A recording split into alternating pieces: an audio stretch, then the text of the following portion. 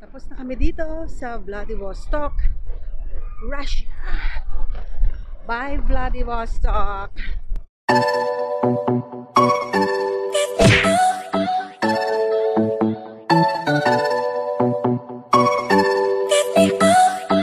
Dito na kami sa aming room at bumili kami ng chocolates. Tikman natin. May English ba? Wala. Wala siyang English. Sana natin. Ito ay recommend ng aming tour guide dito sa Vladivostok. Tsaka alam nyo ba, mas friendly ang tao dito kaysa sa Moscow. Pero mas malinis sa Moscow kaysa sa dito. Oo, madumi. Yung CR nila majoho. Ayun nga lang. Pero mas masarap ang food. Mas masarap yung kaninang milk at saka paano ba buksan etech? Ha? May tape. May tape. Tatakawan eh. Siguro parang ano to, tong Vladivostok na to, province ng ng Russia. Oo naman. Obviously. Siro.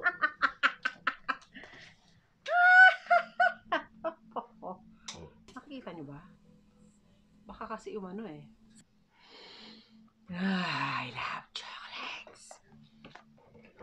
Ito yung recommended niya. Okay, tikman mo na si Tart.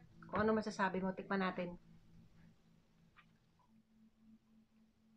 Hindi matamis talaga ang chocolate nila. Hindi matamis ang chocolate nila.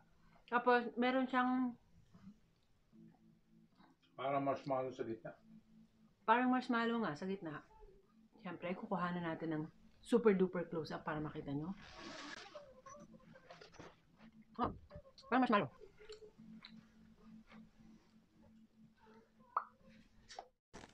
Try naman natin itong Chocolate Factory o Zira Truffle Classic. Tapos the rest hindi ko na kayang basahin.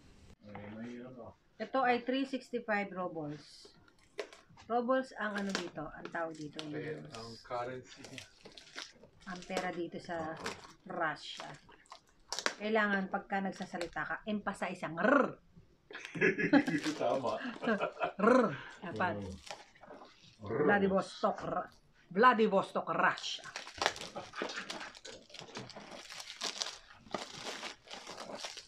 Unboxing.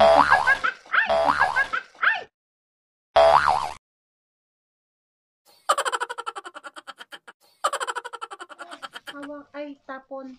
May nalaglag dun. Ano nalaglag doon? Chocolate.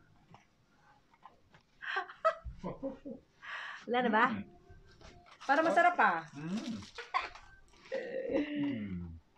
So, meron siyang dalawang banig sa loob. Dalawang banig. Yun. Yun talagang Pilipina eh. Ganyan talagang Pilipina. Mas may isang kulambu sa labas. Kung ano mga sinasabi. Okay. Meron siyang dalawang ganito sa loob ng box. Tumalsi kasi siya eh. Ayan, meron siyang parang milk chocolate at saka dark chocolate. Ano yung kinain mo si Tart? Kulay itim eh. Kulay itim. Ano lasa? Okay ba? Yep. Kainin ko yung kulay brown. Kasi huwag naman tayo sa chocolate masyado, di ba? No. Kasi ang chocolate ay nakakataba. At yan na naman ako. Kaya nauusog. Kinain niya yung dark chocolate. Kainin naman natin tong milk chocolate. Yung white chocolate talaga. So, tingnan natin.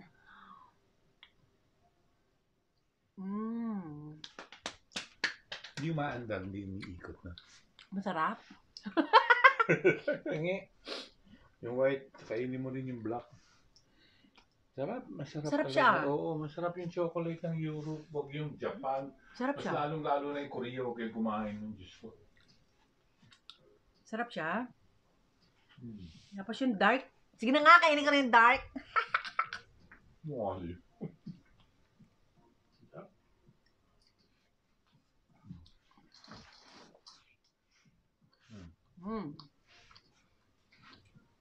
Kung kayo pupunta dito sa Russia, chocolate. Bili kayo ng chocolate nila, masarap. Hindi nga sarap sa Europe. Huh? Lalo na Belgium. Belgium, masarap. Mga yan. Masarap! Ano ba yan? Sarap siya. Lalo na yung mga sa France, sa mga ganyan. Masarap. Panalo to. Kung kayo pupunta ng Russia, bilhin niyo itong Ozera. Russia na ngayon, Russian. Ozera brand.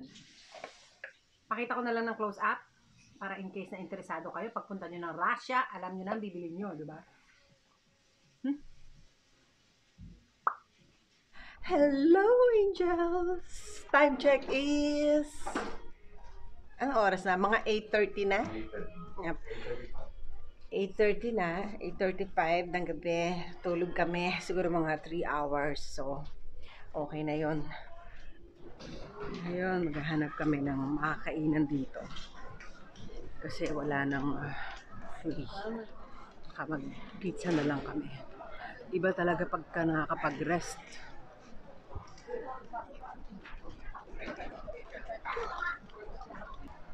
Ganda ng chandelier na to. Diba? Bakit ka natatawa si Tart?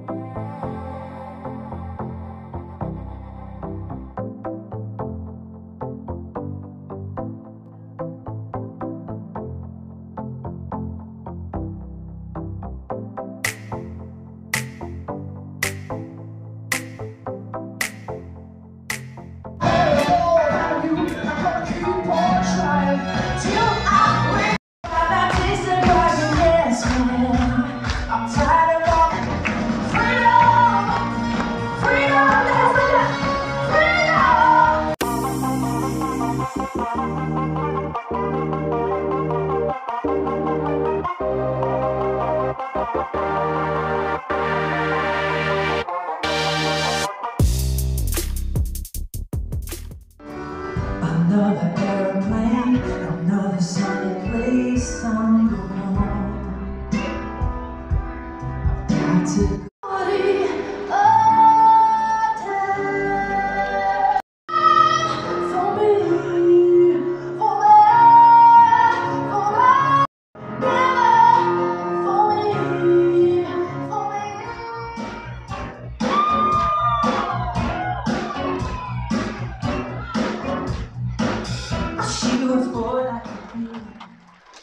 这个泰山是学会唱歌。You mumble a lot, okay? So.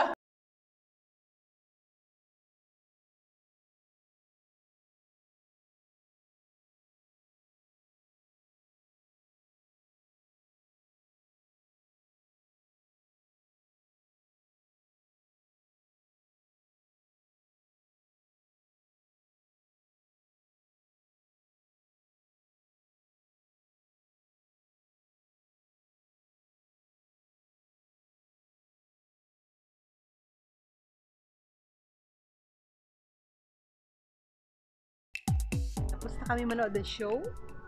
Nag-enjoy naman kami. At ang sweetheart ko naghahanap ng food. Dahil kung tutuusin din naman talaga kami nag-dinner. Hindi normal yung araw namin ngayon. Walang lunch. Walang dinner. Kasi nga, basta hindi siya normal. Hindi siya katulad nung kinakain natin. May lunch, may dinner, ganyan. Kasi yung kinain lang namin sa Vladivostok, Russia ay malt at saka ano lang, rye bread. Tapos walang refill. So, bitin. Tapos, natulog kami, syempre. Ano ba yan? Malakas ang alon ngayon, ah. Hoy, si Tart. Medyo malakas ang alon ngayon kasi hindi ko makontrol yung ano. Medyo malakas. Every time na pupunta kami ng Sakay Minato, ganyan, malakas yung wave. Talagang kung saan pumupunta si Tart ko sa kanan, kaliwa. Hindi. Shaky yung kuha. Malakas ang alon. Naghahanap kami ng food. 360 ko kayo, angels. Diyan kami pumasok sa Cafe 270. Tapos, ganda dito, walang tao. Kasi walang ganap today. Ganda, ang ganda niya dito sa Cafe 270.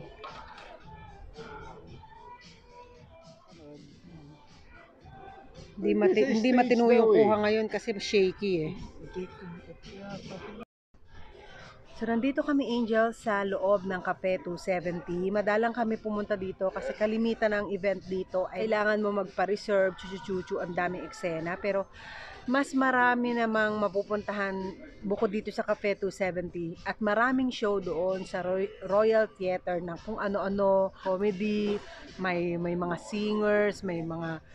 Yung unang punta namin, may mga performer na magaling talaga yung performance nila. Pero mas magaling sa cruise. Tulad nga nung sabi ko dun sa mga ibang videos ko, mas magaling ang performers sa the cruise.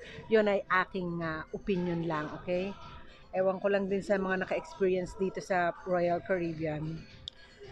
Para sa akin, mas okay ang mga performers o performance o show doon sa The Cruise, pero yung cruise mas laking social naman dito sa Caribbean kaysa sa Star Cruise.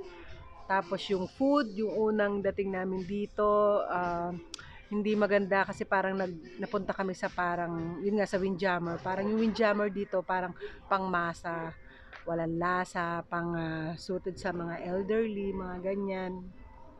Tapos, yung mga sumunod na mga gabi, masasarap naman ang food, steak. Nagustuhan na naman ng sweetheart ko. May salmon, okay naman siya. Pero nung unang gabi, nakukumpara ko talaga siya sa cruise. Pero talagang mas maganda at mas social dito sa Royal Caribbean Cruise than Star Cruise. Much bigger ba?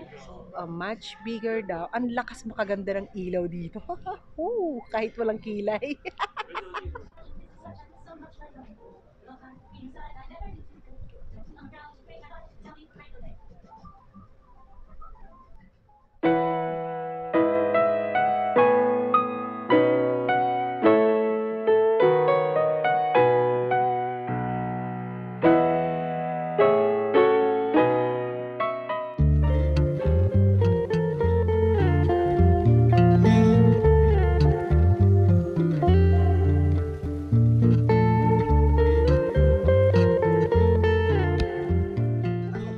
Sa Wonderland Cuisine. Ang lakas maka-GOT. Maka-Game of Thrones ang peg, di ba?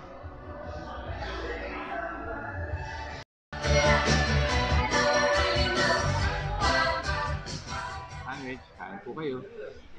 Midnight snack ng sweetheart ko. Kasi nga abnormal yung aming kain. Pero ako okay na ako sa pizza. Tapos meron akong decaf. At saka sa sweetheart ko ay yung coffee brew. Brewed daw. Ayun, midnight snack. Time check, mahal ko. What time is it? Here, 12:30. Here, 12:30. 11:30, 10:30 dyan sa atin. Kasi hindi pa nag-a-adjust ng 1 hour, gano'n, di ba? So, ayun. Yun lang. Wala tayong kanin kung tutuusin ngayon. Naka-peel of mask ako, gold peel of mask. Ay, basa pa. Time check is 2:46 a.m. Time dito. Ang ganap ngayon, nanood kami ng show, Drew and Guada. Mas magaling si Connor Bogart. Mas magaling siya kagabi. Pero magaling din naman yung kanina. Si Drew at saka si Guada. Okay din naman. Kinuhanan ko naman siya ng konti. So, para mapakita sa inyo. Ayan, naka-peel of mask ang lola nyo. Pakita ko sa inyo yung peel of mask. Ito, ang peel of mask. Na-review ko na to dati. So, ayun. Ngayon, on the way na kami sa Caminato. At, wala namang ganap. Basta pauwi na kami, paatras na. Okay. Good night, angels. Thank you.